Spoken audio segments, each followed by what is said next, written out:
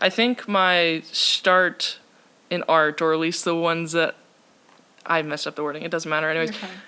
I think my start in art, or at least what I can remember of it, is when I started doing ballet classes when I was younger. I think it was really fun to just use music and your body and movement in order to create pieces of art that everyone could enjoy. Well, not everyone enjoyed it, but what am I saying?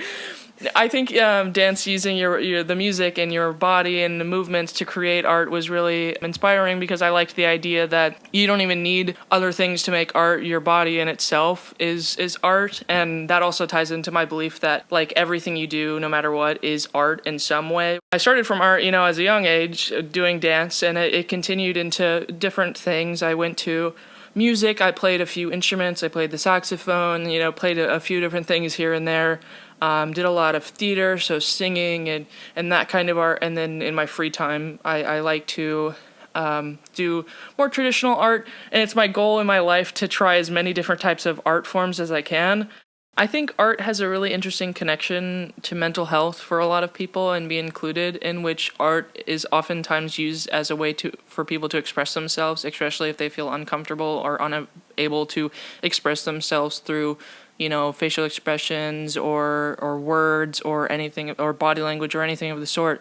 And I think it's really interesting to see how people use art in times of mental health crises, and how they use it to kind of ground themselves in, not reality, but kind of in a sense where they ground themselves to, their emotions and their feelings, while also trying to, interpret them and understand them in a way that's meaningful and valuable to them and, their mind and their brain and how they understand things.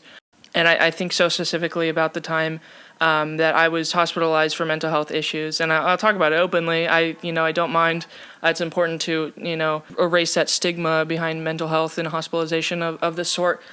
In that a lot of the times I felt alone that while I was there, and that's a huge thing with a lot of these hospitalization visits, is that even though people are there watching you and supporting you, but through the little classes and things that they had, like even just making a beaded bracelet for myself that with all green beads, because I love to keep on theme, the green beads and the bee on it that hides in my closet now. It really just helped me kind of focus on what I was making and the art itself. In the hospital as well, they had music therapy classes where you could request a song being played, or the person could play the guitar for you. And so I remember very vividly, in the moment, I had decided to not use my phone because I was very much addicted to social media. So instead, I wanted to find comfort and joy in the music that they were playing. And obviously, other people had music that maybe I wasn't a fan of. And so I would request a song, and it would play it. And just in that moment, it was really inspiring, and I really loved being able to have no distractions, just kind of sitting at this table listening to this music and realizing there's more behind just the lyrics in the song.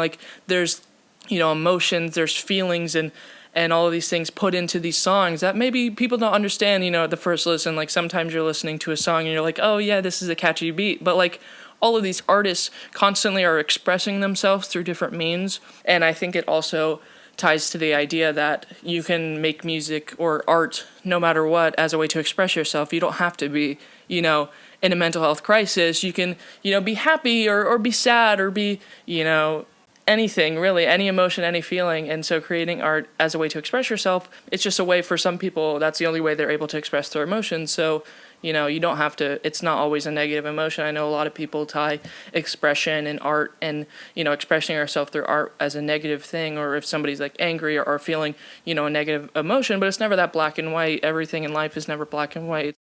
I think art, as it's used as a way for people to express themselves, means that you can't inherently differentiate somebody's mental illness or mental health with the art that they create. That doesn't mean that the mental health has to overshadow the art that they create, or the art has to shadow their mental health. Yes, you can't separate it, but I feel like a lot of people nowadays kind of use mental health as to overshadow the art that somebody makes. If somebody makes beautiful art, it can't just be because they made beautiful art. It has to be because they're tortured, or they're feeling terrible, or because they're going through something. Like, yes, everybody goes through stuff, and everybody, makes art and makes things out of terrible situations and moments, and that should be celebrated and supported, because they're trying to better their situation or better their mental health by making this art. But that doesn't necessarily mean that it has to be, people can only make art if they're with these negative emotions, or the tortured artists. They don't have to be. I think it's silly that you have to think about the idea that in order to make great things, you have to suffer and die. So I'm a photographer, focus mainly on sort of like fashion photography. I'd also say that I focus a lot on like fine art photography. I'm sort of in between there. I'm really focused on like narratives and telling stories. My stories really focus on vintage media. I'm really inspired by it, mainly because it's like what I've been surrounded with my entire life. It's something that I've always seen, and sort of it just was like a natural process. Passionate about taking photos of women, of all different body types, of all different races and genders and identities, because I feel like it's important. I feel like everybody needs to feel valued and important and special and beautiful. I have always been a performer. I danced for 150 years, and then I did theater for like 2 or 3 years in high school, and I've always just felt at home on stage. And then when I sort of wasn't on stage and I was still coming up with like these different ideas in my head, I was coming up with images.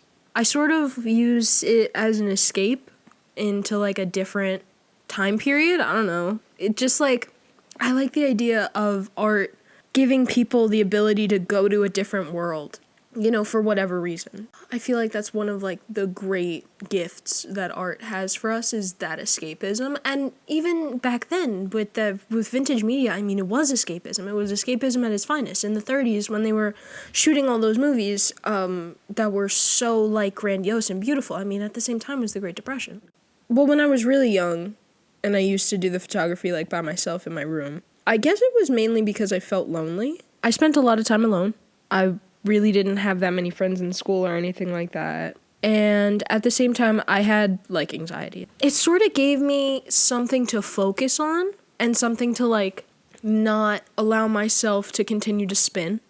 It allowed myself to, focus on a picture and focus on a story and like draw something up so that I would be able to make it in the real world, in the physical plane. And, I was actually able to like slow down and think about how I wanted something to look, rather than to continue to worry about, what if this happens and what if that happens.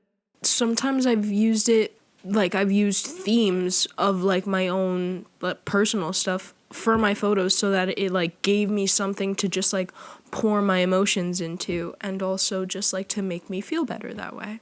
And it's worked. I mean, it's definitely made me feel better, and it continues to help me with that. So I just did a series not too long ago. It's called And If I Could See Her Now.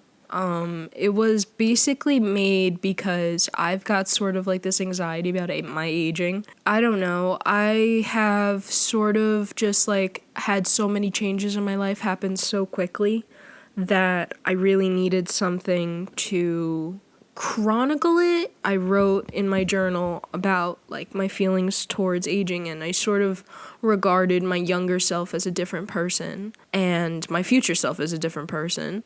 I just sort of used it as a way to be nicer to my younger self, because I feel like a lot of the reasons why I feel the way I feel is self-imposed. I think I do a lot of it to myself sometimes.